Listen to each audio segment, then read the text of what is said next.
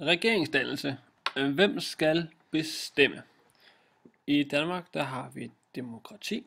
Vi har det, der hedder repræsentativt demokrati. Det vil sige, at vi stemmer på nogle folk, der skal ind og sidde i Folketinget. I Folketinget sidder der 179 mandater, altså mennesker, som hver menneske har et mandat. Det vil sige, at de har en stemme til at stemme om tingene. Den er hurtig på matematikken, kan regne ud, at flertallet så er 90. Så det er sådan to tal, der er gode at huske, at der sidder 179 i Folketinget. Og hvis man kan få 90 stemmer omkring et lovforslag eller en idé, så kan man sådan set få det gennemført. Så er spørgsmålet så, hvem skal bestemme? Se, i Folketinget har de forskellige personer samlet sig i partier, i stedet for at være 179 forskellige mennesker, der konstant skal rundt og finde nye måder at hænge sammen på, har man samlet sig i partier, alt efter man kan sige sin enighed. Man er enige om den politik i brede træk, man fører, og så samler man sig her, og de har fået forskellige farver hele vejen rundt.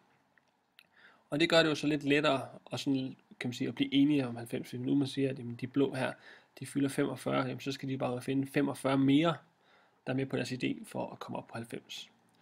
Det gør også, at man har lavet noget, der hedder en regering, eller en regeringsdannelse, og det er det eller de partier, som har flertal, som flertallet kan blive enige om skal være regering.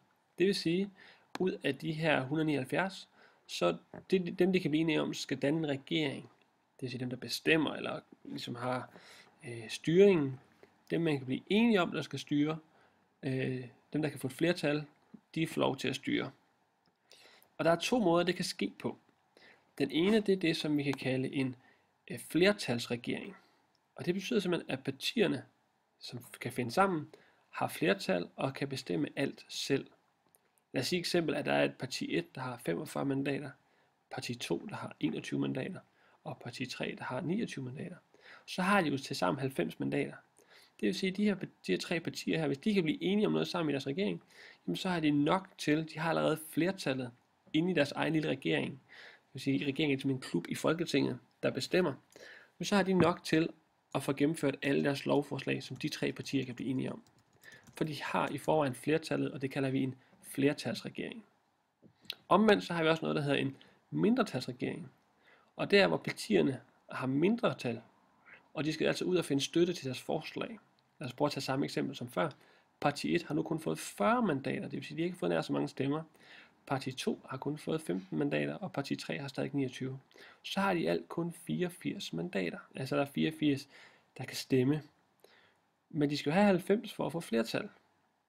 Og det vil sige, at de skal ud og finde et eller flere andre partier, som har mindst 6 mandater for at kunne tælle til 90.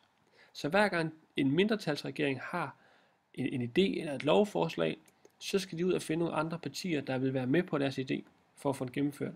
Hvorimod en flertalsregering altid har mandater nok, så længe de tre partier bare kan blive enige, så kan de sådan set være ligeglade med, hvad de andre partier mener.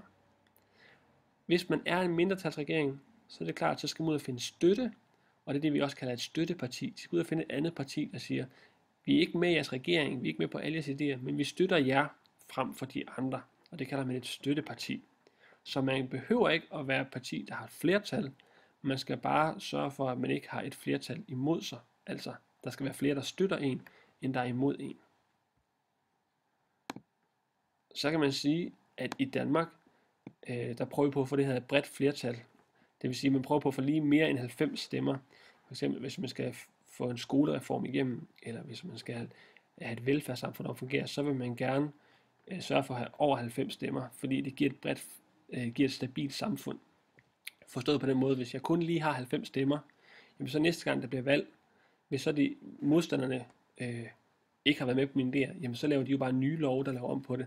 Og det betyder så, at hver gang man har et nyt valg, og får en ny regering eller en ny folketing, så skal man lave nye love.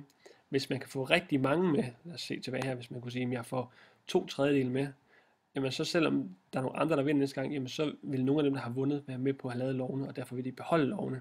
Og det giver stabilitet og ro på et samfund. Så man søger brede flertal, men man skal ifølge loven bare have 90 stemmer for at kunne gennemføre en lov. Så regeringsdannelse er de partier, eller det ene parti i Folketinget, der kan have ikke et flertal imod sig, for at være i regeringen, altså sige, det er os, der bestemmer og styrer.